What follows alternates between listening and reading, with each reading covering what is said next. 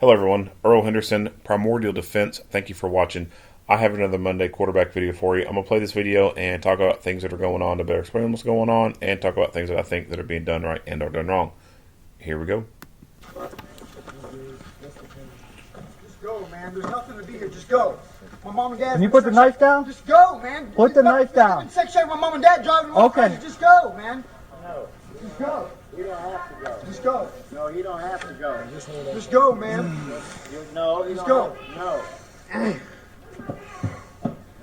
They go in your life in here, man. Just shut the door, man. No, I ain't shutting the door. Put the knife down. This building is up on stilts. The porch in certain areas might be 6 feet wide. In other areas, it's probably less than 3 feet or 2 feet wide. So there's not a lot of room to maneuver. What's it going to take for you to put these knives down? Okay, put the knives down. You need to talk to him. He said, Jesse, if you don't put the knife, your son put the knife down in your area of mine. Shut the door down on the motherfucker. Put the knife You down. and mom, man. Just shut the door. Nobody is threatening your mother. Come get it, man. Well, he will. We're just trying to talk like There's people nothing right to talk about. You people are raping my fucking people, man. Fucking Back fuck up. up. Back up. You rapist. Just shut the door on the motherfuckers. Dad's got gas. Shut the door. Shut the door, man. Shut the door on that Get your hands motherfucker. off me. You got the taser gun. Go, man. I'll tase your ass in. That's it. You're going to talk. You're going to talk. Just go. Shut the door, man. You gotta talk to him. There's nothing to talk about. I told Male, armed with two knives. What? She's got the chair, and he's using the chair to stop the taser from deploying on his center mass. Nobody wants to hurt you. I'm trying to talk to him. There's nothing to talk about, Dad. I said, keep the knife down there. Hurt me, man. Cut you. Nobody wants to hurt you. Guys, you do. Can you put the knives down? Come on, man. Go. Nobody wants to hurt you. Dad. Ain't nobody wants to hurt you. Dad, shut the door on the motherfucker. Nobody wants to hurt you. If you just put the knives down. Nobody wants to hurt you. Put the knives You down. want to hurt me? Go. Nobody wants to hurt you. Dad, shut the door on the motherfucker, Dad. Nobody. Okay, unfortunately this just doesn't start out like a typical critical incident video. Looking at Spectrum News 9, New Smyrna Beach, Florida. Officials are investigating a man who was shot on Sunday in Volusia County after allegedly attacking deputies with a knife. The suspect, Michael Collmar, 43, is charged with 4 counts of aggravated assault on a law enforcement officer, 2 counts of false imprisonment, and 1 count each of battery on a law enforcement officer and resisting an officer with violence. Collmar is also charged with violation of his parole. Ha! Go figure, on fucking parole. As of Monday, officials reported that he is still at the hospital with wounds suffered during the interaction, but is expected to recover. The Volusia County Sheriff's Office said they received a call just after 1 p.m. Sunday about someone threatening others with a weapon. Deputies say they fired at the suspect after he began coming toward them. According to officials, the suspect was stabilized and taken to the hospital. In a release, Sheriff's Office officials said Collmar was experiencing an erratic mental health episode at his parents' home at the time of the incident. Records show it was the second call in 3 weeks involving Collmar. Officials said they made unsuccessful attempts to negotiate and subdue Collmar before the shooting. Spectrum News spoke with a neighbor, Vicky Luxan, who said she has lived along Lakeshore Drive in New Smyrna Beach since 1991. She said the area is usually quiet, but the mood changed Sunday afternoon as deputies filled the street and crime scene tape blocked part of the road. She said the entire episode was unnerving for her. She talks about her dog, blah blah blah blah. She doesn't know her neighbors very well, but said just a month ago the sheriff's office was at the same home. Luxan said law enforcement asked them questions, but they weren't aware of anything. Officials said that visit was made on January 17 after Collmar's mother reported to deputies that he was armed, screaming, paranoid, and possibly hallucinating during an apparent mental health episode. I really don't know. I don't know that much. I just only know like I said about last month, Luxan said. She explained her husband knows the neighbors because he does construction and he lets them take what he is getting rid of, and their interactions have been positive. The neighbors asked him if he could get that stuff. I guess they salvage or whatever you call it. Take it, get money out of it. He had no problem because then it saved him from going to the dump. After thinking about the incident, Luxanne said she is hoping to make some security changes on her property. I told my husband, I said, I want to get different cameras up. People and cameras. Body camera footage of the incident was released on Monday. Officials with Volusia County Sheriff's Office said they will be reviewing the footage as part of their investigation. I want to get different cameras up. What the hell is it with people and cameras and them thinking it's like a fucking talisman, like it's going to keep bad things away? A camera's only damn thing a camera does is record shit as it's happening. It doesn't stop anybody from doing a damn thing. Alright, so this dude, this is his second call, or what they say, third call, whatever. They've been here before. They're describing this as a mental episode. You know, it could be purely all mental, but it could also be some stuff that's being amplified by drugs. He wants to hurt you. This officer comes up with a shield. I am not the biggest fan of shields.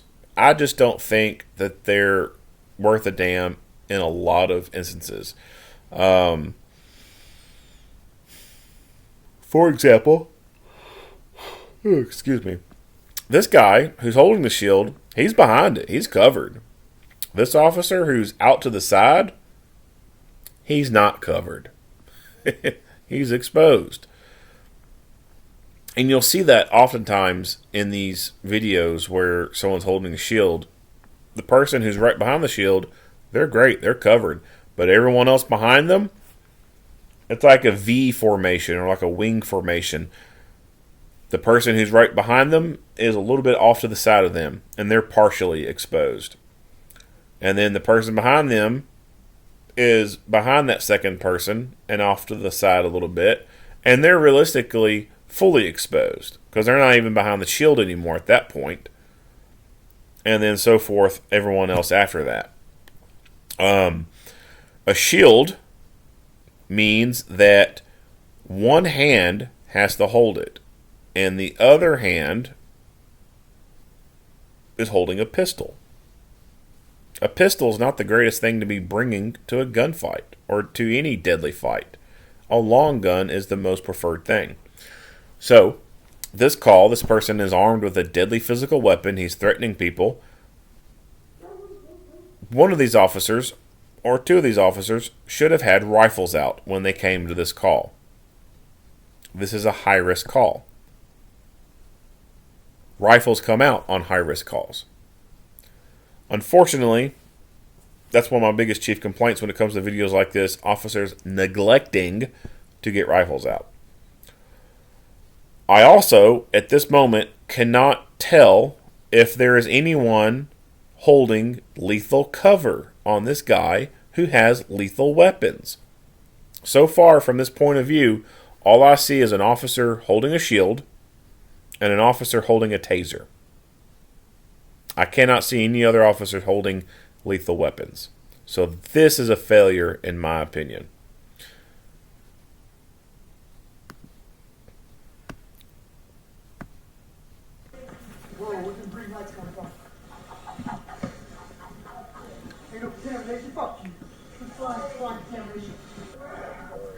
We're in the middle of basically All right, so negotiating with a barricade. Back this up some. Whoops. Okay, so there was someone to the right of him. Whether or not they have a lethal weapon out, I can't tell at this point. I hope they do. We're in the middle of basically negotiating. See what I mean? He's completely out to the side of the shield. This guy he might as well be holding his dick. With a barricaded subject with two knives and a stool. We're at the front door right now talking to him. So, yes, both his parents are inside and they don't want to leave. Yeah. I need, if somebody can come here with an impact shotgun, we could probably end this pretty quick. Because he's got, like I said, he's got a stool and he's trying to block the taser laser. and has two knives in his hand. Okay. I do. I have three. I have two here. One of them has the impact. I just don't want to send them off because then it would just be me and somebody else.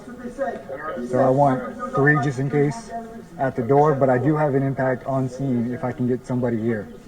All right. Burn up, dog. Burn the fuck up, dog. Step back. You step back. Burn up. Burn the fuck up, man. Burn the fuck up. Burn the fuck up. Burn the fuck Get on the ground. Keep up the knife. Back up. Back up. I don't know what more we could have done. It's a matter of time before these parents end up dead with this guy. And, you know, I'm very proud of everything that we did. And I think when you look at the sergeant, the way he ran that scene. I know what they could have done. They could have shot him. That would have resolved the situation. You know, don't go in, don't do this, don't do that, shift this way, shift that way, get enough resources on scene. That's what we trained to do. But unfortunately, his actions precipitated what had to be happening. Move to that corner. There are some windows there. Is that somebody with a rifle? Or is that an impact weapon? Get up there, get up there. Get you at the corner. You can go ahead and open that screen door for us. Step out. Give the dad commands, Muzzle up. Don't go in, call that out. Don't go in, call that out. One voice. Alright, so up front, looks like a shotgun. That could be the impact device. Dad. Move, Dad. Ship him to me. Take him to me. Give him to me. Give him to me. Give him to me. Come here, Dad. Oh, my. Walk back there, Deputy, on the corner. Walk. It's yours, Slover. Hold on. Walk back to this deputy. I got a bag. Hey, come here and take him. Take him. Just hold what you got. He just stand right there in that fridge. I got a snack. What you got? Door's still open. Okay. Where's parents? Mom's in the living room. He went into the living room. Okay. Let's do a slow entry. Make some announcements. Tell them to come out. Michael, come out. Michael, put your hands up. Give me that less lethal in front of the shield. You jockey in front. You stand by. Hold, pause for a minute. What you got? Front door. The front door? Okay. I can't see. Is he straight across? Do you have eyes on him? Front door. He might be going out the front. Yeah. Okay. Hold on. Let me Go to that front door with him back in there. Make some announcements. Michael, put your knife down now. Do you see a knife? Yeah, he's got 2 knives. Anybody near him? Nobody. Okay, I'm gonna move that door. You guys move up. I'm gonna open that door. Now you're at the front of the house. Those guys are inside. They tase him. They hit him with 4 beanbag rounds to put him down. He doesn't go down, and you'll see him come through the door here.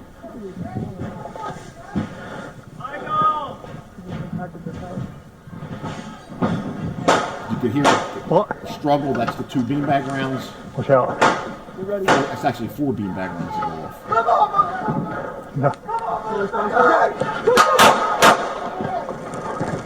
Watch out! Drop the knife! Drop the knife! Stop the fucking knife! Spread out! Spread out!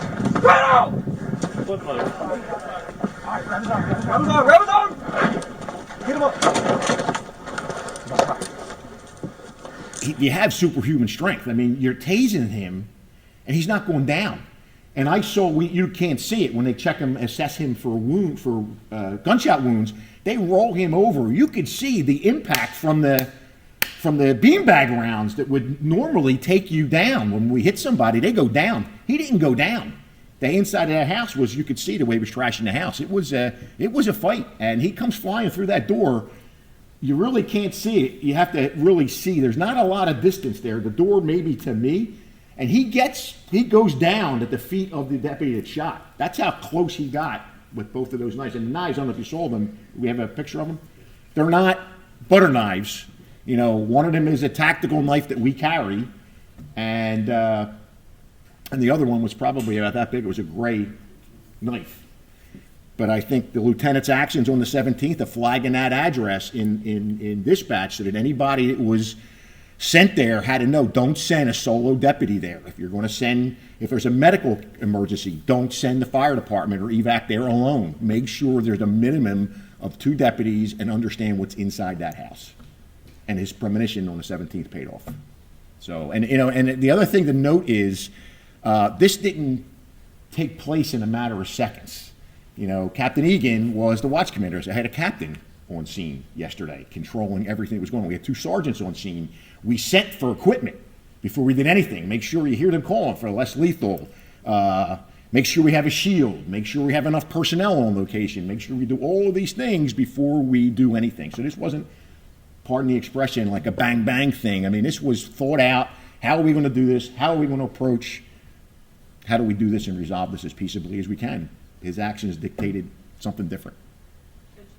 People think it's easy, and he had a knife, he had whatever, but when you look at these things, there's only so much you can do before you have to resort to deadly force. And the interesting thing in that was, you don't know, there's 3 deputies out there. One of them has their firearm out.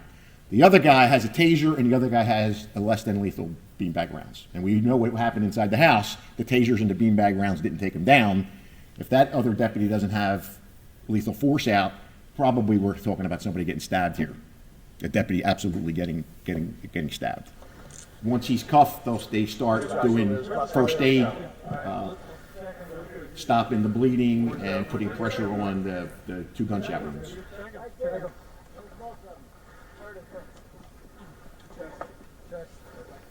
Rescue salvage, code 3, rescue here, rescue code 3. Once he's cuffed and stabbed here, a deputy absolutely getting stabbed. Once he's cuffed, they start doing first aid,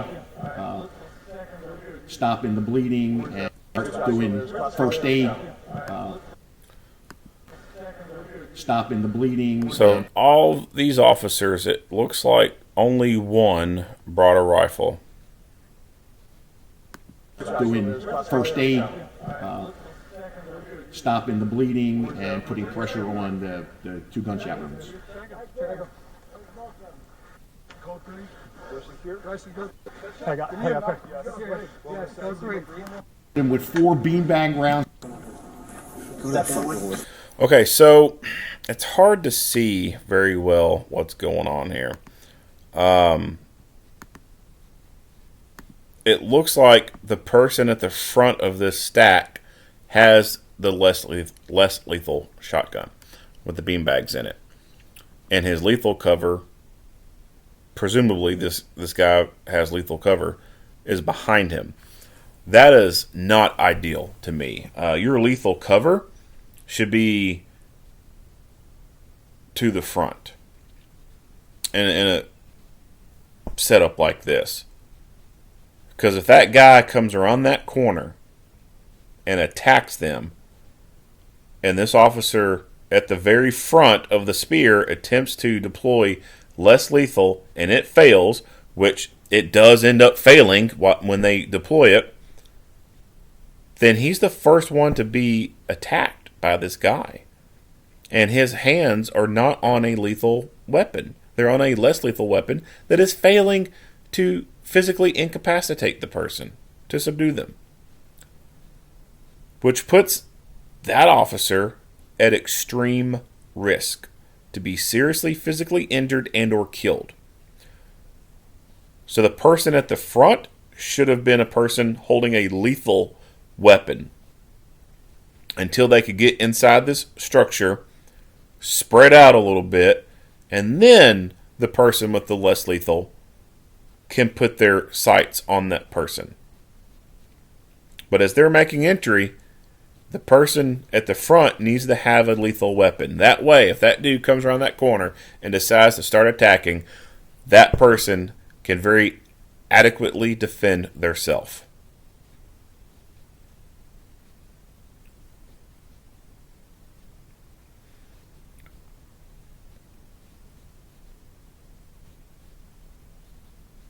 When lethal cover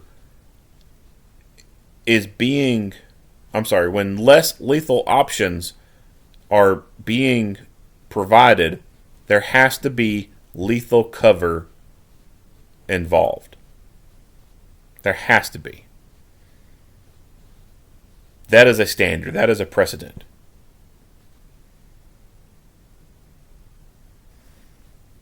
And what I'm seeing here is lethal cover is not being provided. So that's a failure.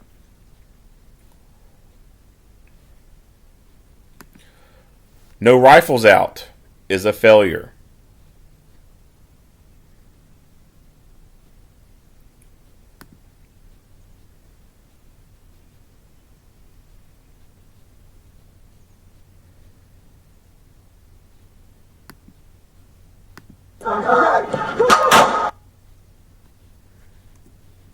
Magnums go off.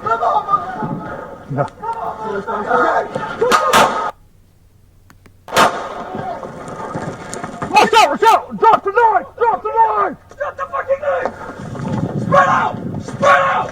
Spread out! Grab his arm! Grab his arm! Get him up! Had he had a rifle,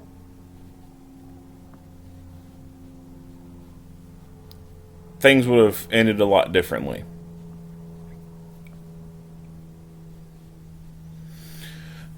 Beanbags are something that I just don't have a whole lot of confidence in anymore.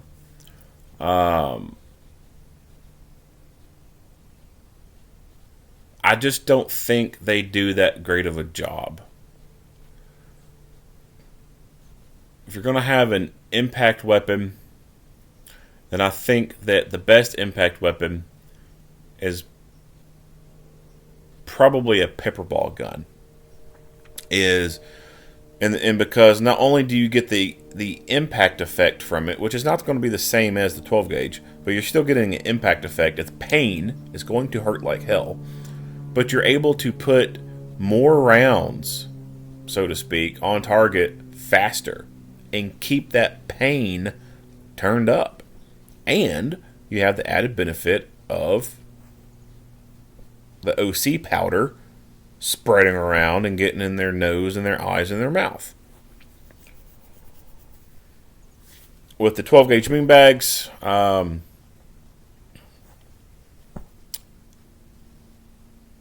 you're limited to at max 6 or 7 rounds on the gun itself, right, or in it. And a shotgun just doesn't fire that fast. At least not as fast as a pepperball gun.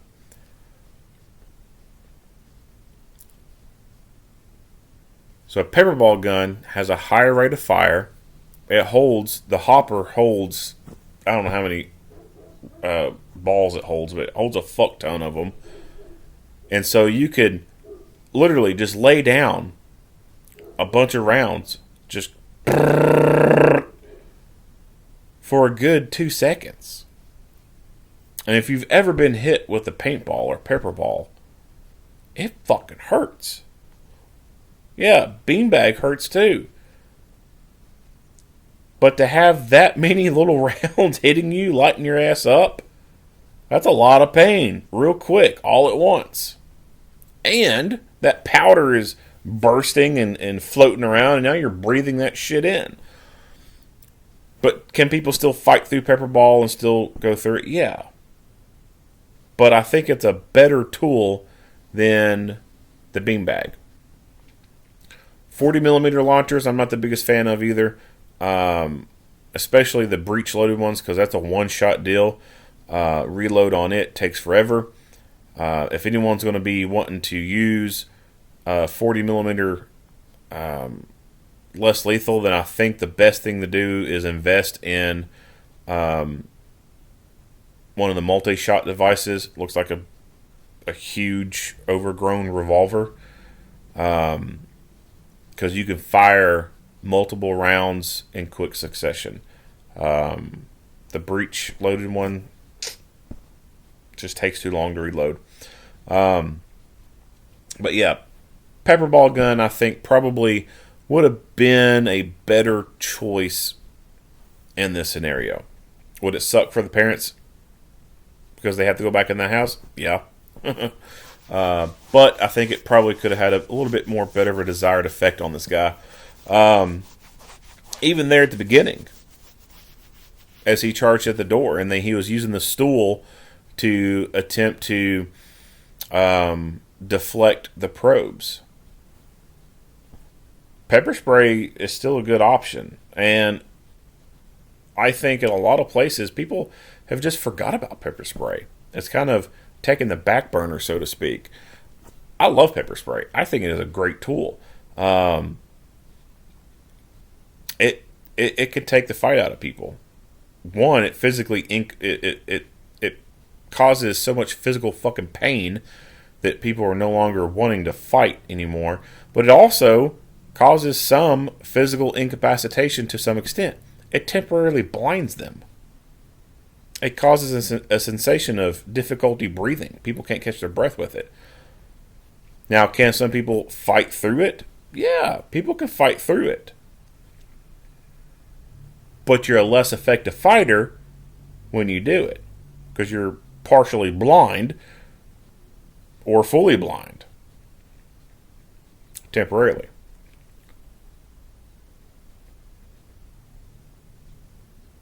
So on the onset of this, I think pepper spray would have been the better option, especially since he's holding that barrier up that's going to prevent the taser probes from connecting.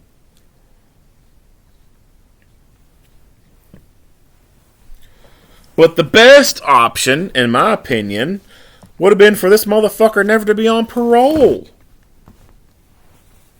Why is he out on parole? I don't know his situation in detail, but I would say that he probably took some classes in prison, substance abuse program, some other, bullshit kind of things, and got some time shaved off on his sentencing there. Had some time shaved off, had good behavior, probably didn't even get the full sentence of what he could have been given to begin with. Whatever crime he committed to get put in prison, let's say he had a maximum of 10 years to be able to be in there. I highly doubt they even gave him the max time. They probably gave him a lot less time. And out of that time, probably a lot of it was reduced by good behavior, doing work inside the prison, working in the kitchen, or being a trustee, having time shaved off and doing these stupid fucking classes, and then being eligible to go up for parole, and then parole looking at this and be like, oh yeah, you've been a good little boy. You worked in the kitchen and he did this. And meanwhile, he's a little fucking bastard.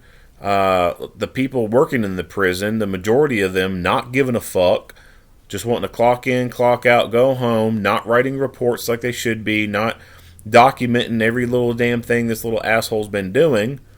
And then people in a position to be able to do something with these reports don't get these reports, and even some people who are in these positions get these reports, they don't do much with them. Guarantee you, there is multiple opportunities while he was in prison to have his time maxed out and for him to be denied parole.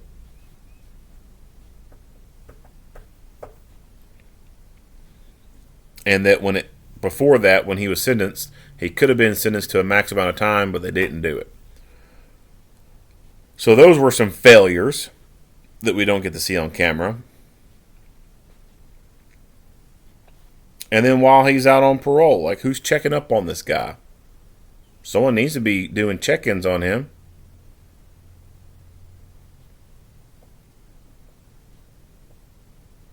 Why is it that no one has checked anything on this guy?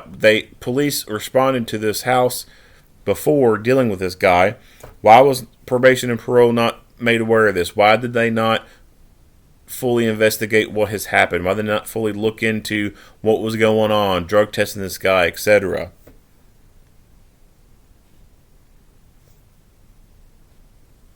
Maybe they did drug test him. Maybe he came back clean. Maybe there wasn't anything to go on. Maybe the family was lying for him when the probation and parole came around and started asking questions. I don't know. But that's another potential failure point right there. Probation and parole not doing their job correctly.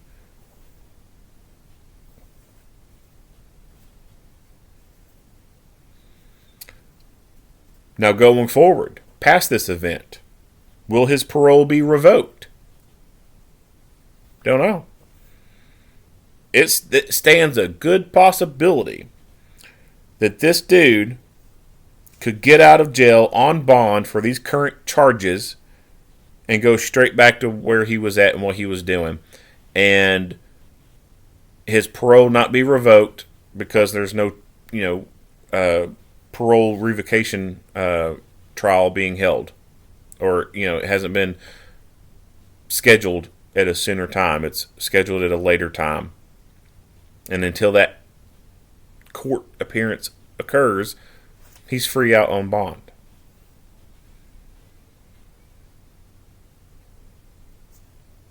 Or it could be the probation officer doesn't fucking go forward with that. And it never goes to be considered for revocation. The corrections side of law enforcement is kind of a joke, to be honest with you. Jails and prisons have a very high turnover rate. A lot of the people, not all of them, but a lot of the people that work in these places are they're idiots. I mean, they're not just idiots, but they're also, some of them, they're idiots and they're pussies. Or they're just fucking so incredibly lazy that they don't want to do anything, they don't care about doing anything. And a lot of inmates get away with a lot of shit when they're in jail and prison. The general public has this idea, I think, that, people are doing hard time when they go to prison, like life is sucking really bad. They're really learning a lesson. They're not. They're not learning a fucking lesson at all. There are some jails and prisons in this country where the inmates run the damn place.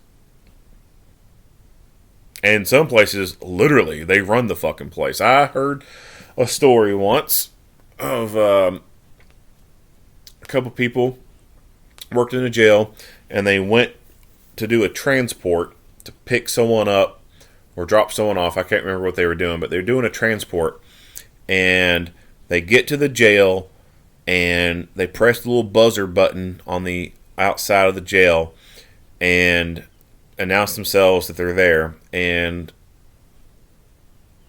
the person replies back, "I'm not allowed to open any outside doors. I can only open the interior doors. I have to wait for one of the guards to come in here." Some time passes, boom, they get let in, they go inside, and come to find out, the person who was in that control room that they were talking to was a fucking inmate. The place was so short-staffed that they allowed inmates to sit in the control room and run the board. And were given the rule that they cannot open exterior doors. They can only open interior doors. And these two guys, one of them that was telling the story, they had no reason to make shit up like that. Like, this was another damn facility. And, why would you come up with a crazy story like that anyway? So I fully believe what they were telling me.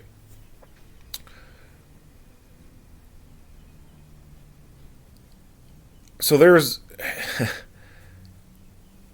if the general public knew how many jails and prisons are ran, they would be appalled. They would lose their shit. And I'm sure that's not the only crazy fucking story out there for jail or prison. I mean, there's probably some more crazy shit. But these places are just not ran the way people think they are. Like, the criminals in them are not suffering. Like, they're enjoying their stay.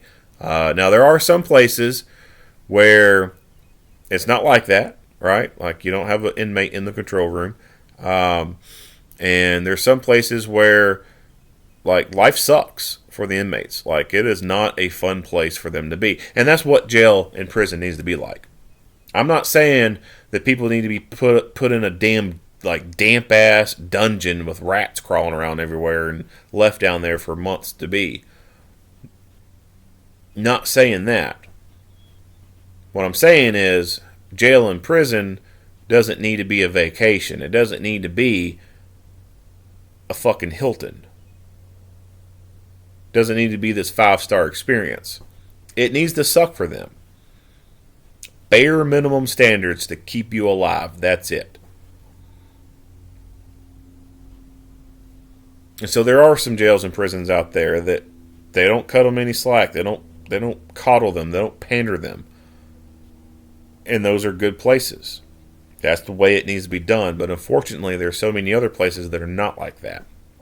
And the inmates pretty much can do whatever they want. And so within the prison system, Department of Corrections, that's where you also have probation and parole fall under.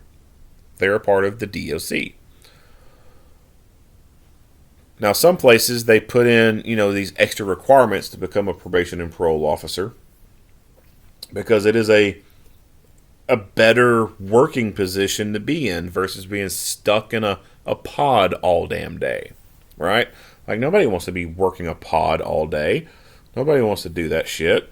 Probation and parole gets to be in an office. They get to go out in the public, drive a car. That's a nicer position. So some places will put more standards in place or make it a little bit more difficult to get that position, but it's not that incredibly difficult to get into it. And so you'll still have these people from the prisons getting into these roles. Now, when you think about prisons and how many lazy people they got working for them, how many of those lazy people do you think are going to be applying to these probation and parole positions where it's less bullshit work to do? A lot of them.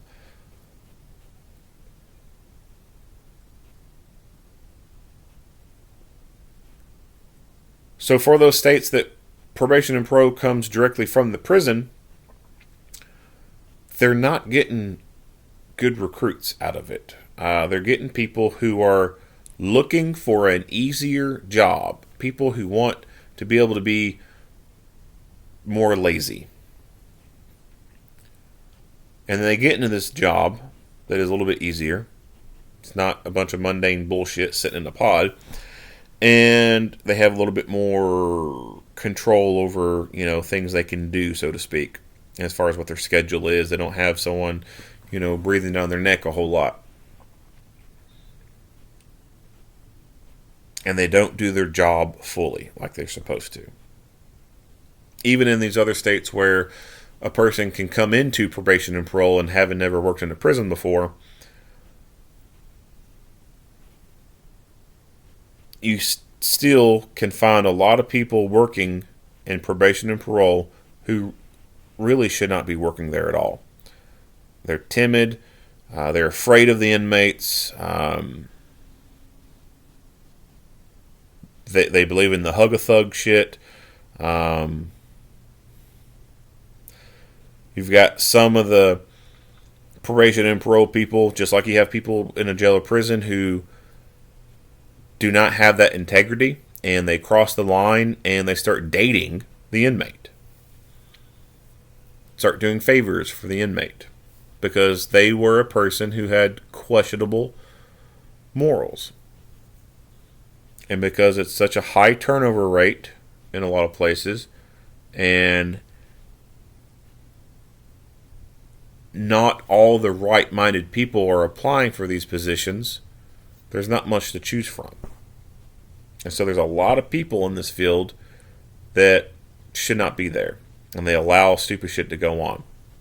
So there's a lot going on with all these different cases. It's more than just what you see on camera. Like the stuff leading up to it. There is a lot of stuff that leads up to an officer-involved shooting.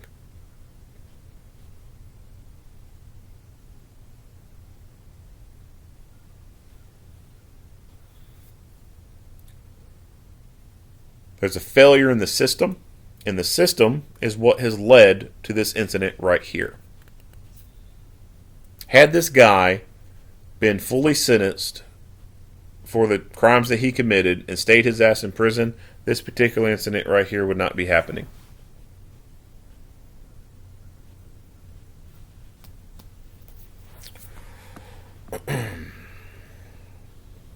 Alright, not much else to say. If you like what you hear and see, go ahead and give me a like and a share. If you haven't already, hit the subscribe button and stay tuned for more Monday quarterback videos. Earl Henderson, Primordial Defense, thank you for watching.